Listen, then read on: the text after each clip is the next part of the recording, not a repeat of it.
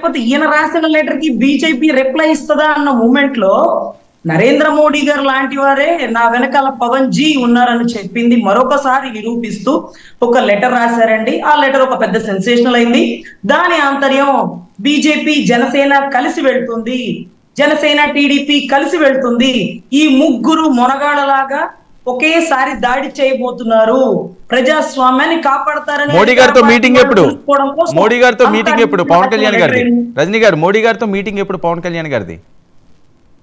Sir adjust చేస్తారు sir, ముందే తొందర ఎందుకు? In front there is a crocodile. Time లేదు కదండి, సమయం లేదు మిత్రమా అన్నట్టున్నాయి. ఆంధ్రప్రదేశ్ ఎన్నికలు 10వ తేదీ ఏదో నోటిఫికేషన్ అంటారు, ఇంకా మీరు వస్తుంది చూస్తాము అంటే అవదుగా. ప్రజాక్షేత్రంలోకి వెళ్ళిపోవాలి, సక్సెస్ రావాలి అంటే.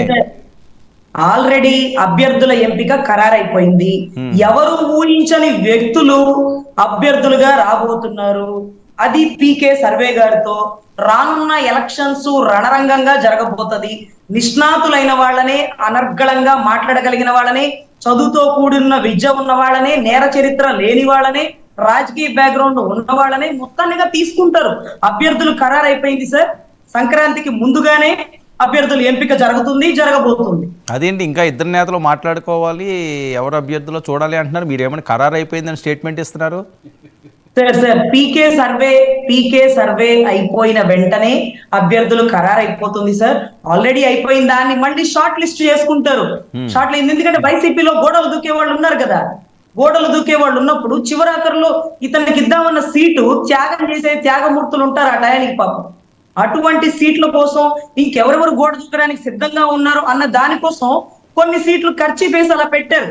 ఈ సీటుకి వాడు వచ్చేలాగా ఉన్నాడు, వాడు వచ్చేస్తానంటున్నాడు, ఈ సీటు నువ్వు వదిలేసుకోమ్మా అతనికి ఇచ్చే. ఇప్పుడు పార్టీ ఎజెండా ప్రజాస్వామ్యాన్ని కాపాడమే కానీ నీ పార్టీనా నా పార్టీనా అనేది కాదు. ఓకే రజనీ గారు, మీరేమో త్యాగమూర్తులు అంటున్నారు, సీఎం గారేమో త్యాగరాజు అంటున్నారు.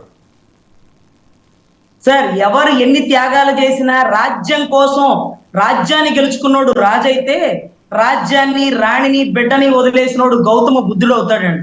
మనందరికీ తెలిసిందే కదా. ఒక యోగి అవుతాడు, ఇలాగ పుళ్ళుతో కుతంత్రంతో ఉన్నవాడు రోగి అవుతాడు, అక్రమంగా సంపాదించుకున్నాడు భోగి అవుతాడండి. మా నాయకుడు ఎప్పుడు యోగి, త్యాగి అని మేము అనుకుంటున్నాం. Right, okay. మనతో పాటుగా ఆనంద్ సాగర్ గారు కూడా జాయిన్ అయ్యారు. ఆనంద్ సాగర్ గారు నమస్తే సార్, వినిపిస్తుందా?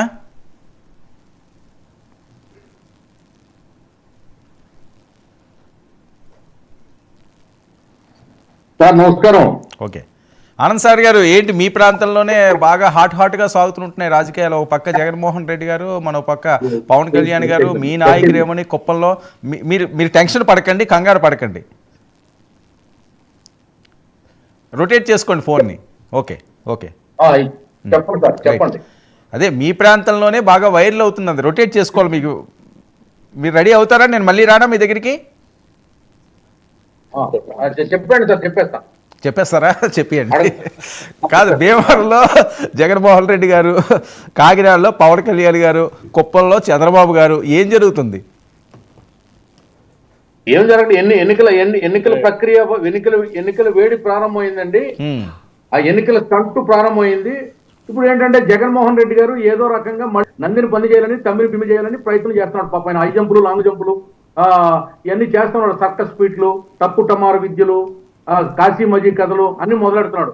ఏదో ఒక పిల్లలకి ఏదో విద్య దీవెన నొక్కుతానని వెళ్ళి అక్కడ పవన్ కళ్యాణ్ గారిని తిడతాడేంటి, లోకేష్ గారిని తిడతాడేంటి, చంద్రబాబు నాయుడు గారిని, తెలుగుదేశం పార్టీని ఎన్నికల గురించి మాట్లాడతాడేంటి.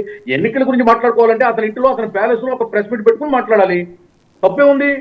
అయినా రాజకీయ పార్టీ అధినేత, ముఖ్యమంత్రి. అంతేగాని సంక్షేమ కార్యక్రమాల పేరు చెప్పి అనవసరమైనటువంటి నిందారోపణలు ప్రతిపక్షాల మీద చేయడం, వ్యక్తిగత దోషణలు చేయడం, పవన్ కళ్యాణ్ గారి పెళ్లిళ్ళ గురించి మాట్లాడడం రిపీటెడ్ గా. What is this non sense అండి? ఇదేమన్నా అది సభ్య సమాజం ఒప్పుకుంటుందా? ఇదేమన్నా సంస్కారం అంటారా? సంస్కారవంతమైన రాజకీయం మాట్లాడుతున్నాడా ఈ ముఖ్యమంత్రి గారు?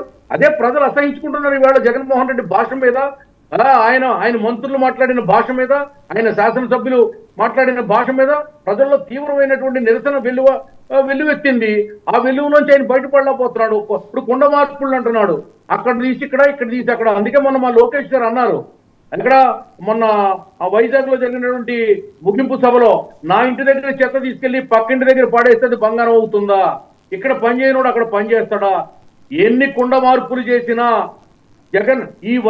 జగన్మోహన్ రెడ్డి కోస్మాండం బద్దలైపోతుంది.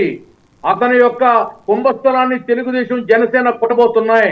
అతని కుట్రలు కుతంత్రాలు పటాపంచలైపోతాయి. ఆనంద్ సార్ గారు తెలుగుదేశం